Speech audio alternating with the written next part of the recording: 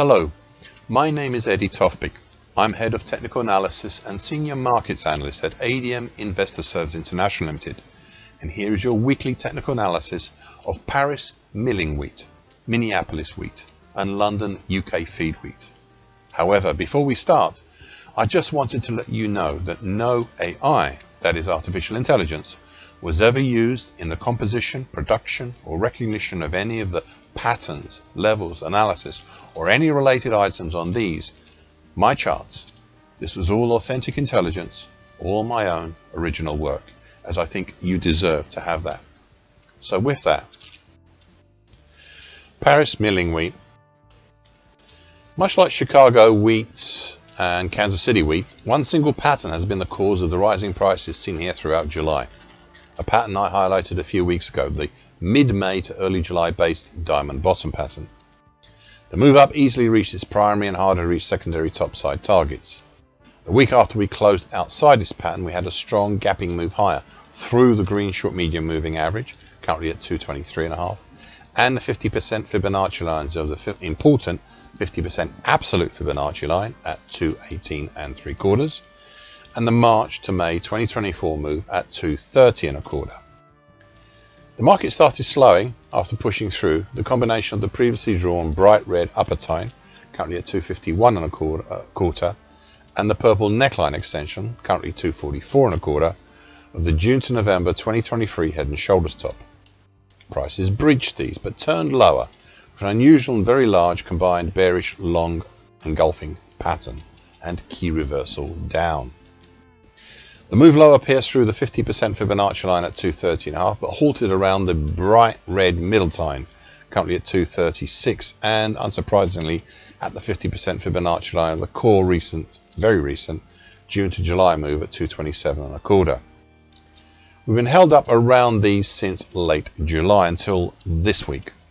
I spoke about these supports below 3 weeks ago when I said, and I'm afraid it is a long piece, and I quote, "First levels, I would look to see some support forming, though I'd also keep an eye on the 50% Fibonacci line at 227.25 of the new recent late June to July move, and especially close eye on the gap left behind down below between 223.25 to 224.5.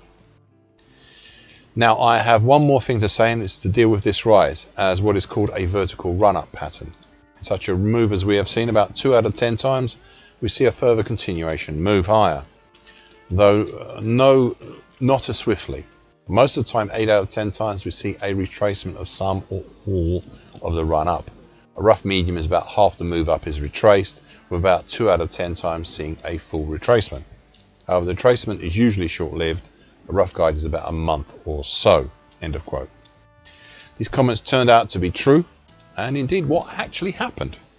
Now, I also added an observation made 2 weeks ago when I said, and I quote, that where in other grain markets we have seen a quite steep descending wedge pattern, we have no opportunity yet to draw one. So no head and shoulders top and no descending wedge pattern here right now. But that does not mean that prices may not be influenced by these other patterns seen elsewhere. Just keep your eyes on some of the other grain markets as their actions may be reflected here with or without a pattern. End of quote. Now, as you can see, despite not having a pattern of its own, prices have attempted this week to break higher. This now brings back into focus the purple neckline overhead, the bright red upper tone, of course the July high at 250.5.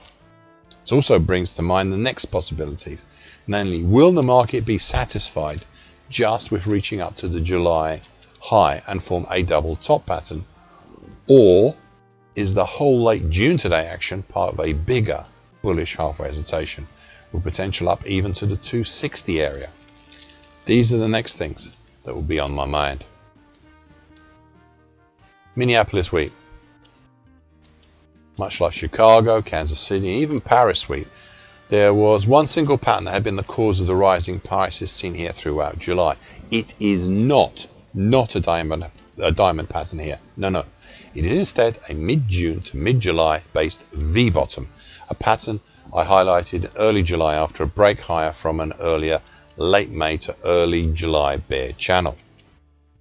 The resultant gapping move up from this bullish pattern pushed up through the mauve medium moving average, currently 679.5, the green short medium moving average, currently 676, the 50% Fibonacci lines of the May to August 24 move at 669.5, plus a number of highs and lows, notably the high seen back in May, which is in a congestion area between 723.75 to 737, admittedly sparsely populated compared to what prices moved up through, but still a significant top at 735.5 and close to the June 21 low at 743.75, to finally slow down at the August 2017 high at 753.5, and before the congestion between 768.75 to 778.25, and that's containing the July 21 high at 778.25. These recent actions allowed me 5 weeks ago to draw a new pattern, a bright red mid-January, mid-June bullish Andrews pitchfork, and the action seen late 4 weeks ago was that of a combined key reversal down and bearish below the stomach pattern at the top of the market. Now we start to see some stabilization from this decline at the congestion zone with a number of interesting supports which I had previously detailed 4 weeks ago in a long piece, and I quote, notably between 701.25 to 708, as well as the bright red middle time, currently 716.25, then the new 50% Fibonacci line of the late June to late July move at 681.75 before we reach the July gap between 662.5 to 677.25. This is the really interesting one below, as it not only contains right now the green short medium moving average and the mauve medium moving average, but also the earlier mentioned 50% Fibonacci line, and should be cumbersome to deal with if we do get down that far. Now I have one more thing to say, and it's to deal with this rise as what is called a vertical run-up pattern. In such a move as we have seen, about 2 out of 10 times we see a further continuation higher, though not as swiftly. Most of the time, about 8 out of 10 times, we see a retracement of some or all of the run up. A rough medium is about half the move up is retraced, with about 2 out of 10 times seeing a full retracement. However, the retracement usually short-lived. A rough guide is about a month or so. End of quote. Now these comments turned out to be true, and what indeed happened.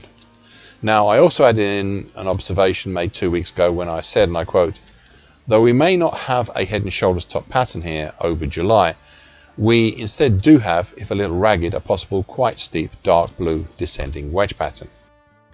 Now it looks like it breached the dark blue lower trend line last Thursday and the dark blue upper trend line today, but it needs more than just one session to confirm such a move.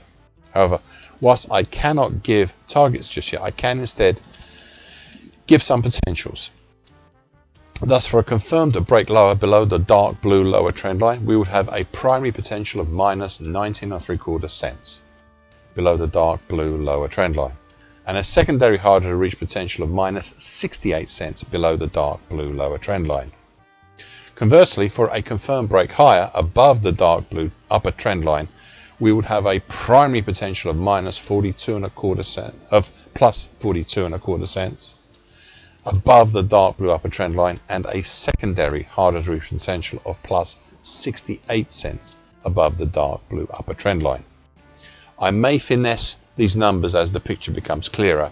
My only concern is that this descending wedge pattern may turn out into a bear channel pattern. End of quote. As you can see, we have indeed broken higher, and I have formalized the primary and harder to reach secondary targets to target X at 735.75, just under the June 2021 low at 737 even, and which we came awfully close to reaching yesterday, and the secondary targets up at target X1 up at 761.5 respectively, just under the July high at 764.75. It is interesting to note that unlike the other grain markets, we have not as yet reached the primary target X here. We've not done that yet. This also means that I now have to think and discuss the next possibilities. Namely, will the market be satisfied with target X or target X1, or even just the July high and form a double top pattern? Or is the whole late June to date action part of a bigger bullish halfway hesitation? with potential up to even the 835 area, way up off the top of my daily chart. These will be the next things on my mind. London UK feed wheat. As I repeated here for months and months, there are two key long-term patterns here to bear in mind with a common neckline extension, currently at 169.5. I've detailed these patterns in the past, but we are now sufficiently far away from the common neckline that I will now suspend extensive discussion of these for now, or at least until prices start coming back down there again, should they do so. In the more recent action, much like Chicago, Kansas City, Minneapolis, and even Paris wheat, there's one single pattern that has been the cause of rising prices seen here throughout July, a pattern I highlighted a few weeks ago. It is not a diamond pattern here, no. It is instead a small double bottom pattern formed over June and early July, which still managed to keep within the core pattern here, a really good core pattern, as I will demonstrate on this daily chart. And that is the purple end of June to late October 2025 bullish shift pitchfork, with prices racing up to be halted by a horn top 4 weeks ago. Now the second horn being a somewhat unusual and dramatic long key reversal down, as well as an unusual and dramatic bearish engulfing pattern, capped by the purple upper tine, currently at 211.15. The recent action saw a gapping move up with change over the rising mauve medium moving average, currently 185.70, the significant 50% Fibonacci line at 180.5, the green short medium moving average, currently 188.25, as well as a number of middle tines and a bright red head and shoulders neckline for the March to May 2022 head and shoulders top, currently 191.5, with prices peaking just over the 2022 low at 206.5. This leads me to my final points. I drew 5 weeks ago, and these have been a common thread 5 weeks ago, patterns based on the same period. A bright pink late December 25 to late June bullish Andrews pitchfork. The bright pink upper tine, currently at 216.05, I have no doubt assisted the purple upper tine back then in capping prices 4 weeks ago. Both of these, the bright pink and purple upper tines, have been and are still satisfying to me. 4 weeks ago, the big key reversal down come bearish engulfing pattern finished closing just above the August 21 high at 199.20. This was the first support underneath the market, and we have been testing and pressing this until early last week.